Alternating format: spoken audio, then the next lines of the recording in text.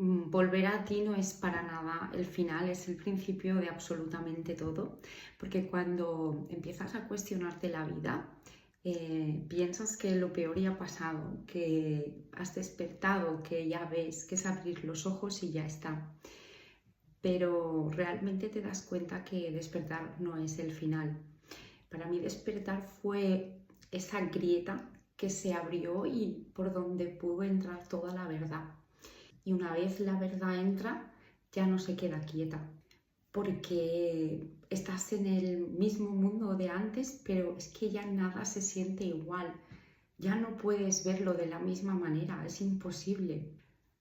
Lo que antes te parecía firme, poco a poco empieza a resquebrajarse. Lo que antes te sostenía, deja de hacerlo. Para mí ahí empieza lo verdaderamente difícil, porque yo creo que no se trata de entender, se trata de soltar. Y soltar te obliga a despedirte de lo que ya no es real. Y ahí es donde aparece un duelo del que casi nadie habla, porque no es un duelo de perder a alguien, es el duelo de dejar morir a esa persona que creíste ser durante todos estos años. Y eso rompe por dentro al principio, porque esa identidad a mí me había acompañado durante toda mi vida.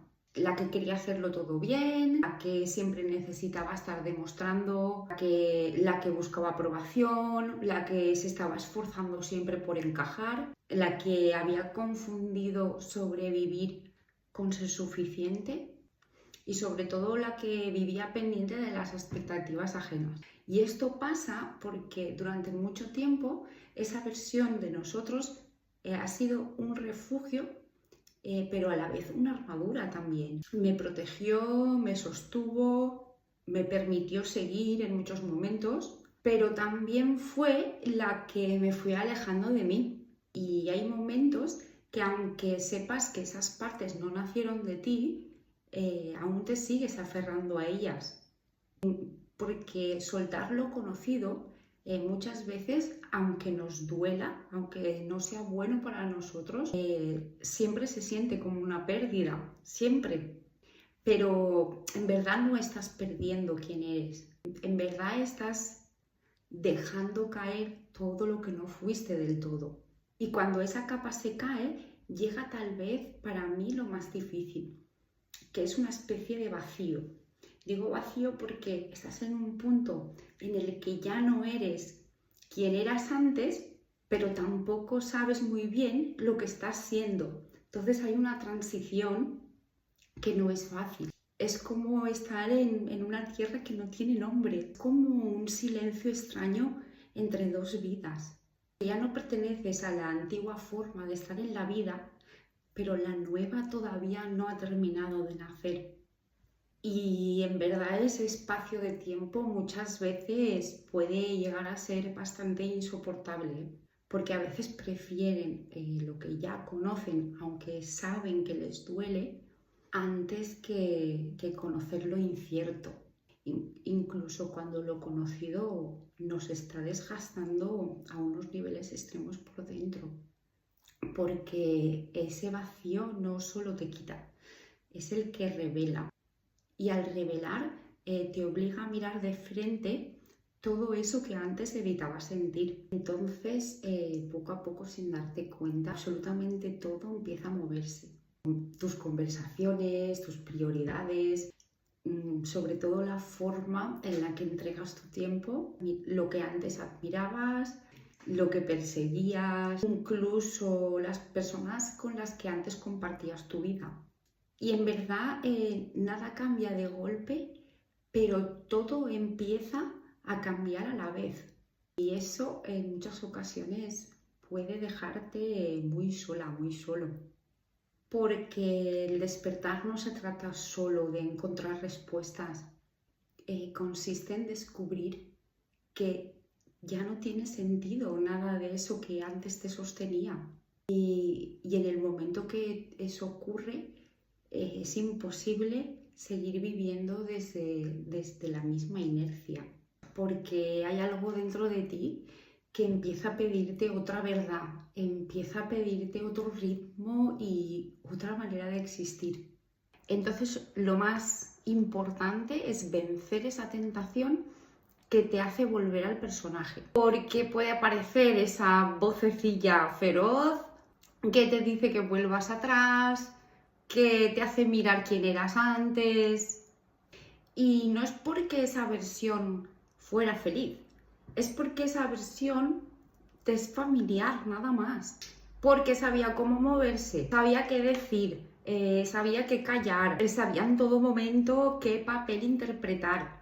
Y en medio de todo el caos, en medio de toda la incertidumbre, puede parecer que volver a ese personaje sea un alivio, pero en verdad no lo es. Solo lo parece. Porque cuando empiezas a despertar realmente ves que ese personaje ya no te contiene de ninguna manera. Y lo que antes era suficiente, ahora se queda muy estrecho.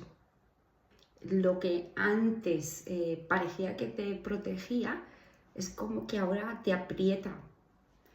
Y por eso sostenerlo empieza a costarte demasiado, y no solo energía, te cuesta tu verdad, te cuesta traicionarte, y la verdad es que pesa demasiado, y a veces hasta llega a ser un insulto. Parece típico, pero sí parece un insulto a todo lo que has atravesado y todo lo que has visto y la perspectiva que tienes ahora del mundo. Es imposible mirar hacia otro lado. Es que una vez te abres al despertar, a soltar todo eso, solo hay expansión. Es que por más que quieras no puedes parar. Es cuando entendí algo que cambió totalmente mi vida. Y es que la transformación no consiste en convertirte en alguien mejor o en alguien nuevo, ¿no? Que es la idea que yo había comprado toda mi vida, que siempre había algo que mejorar, siempre una versión más que alcanzar. Nada de eso.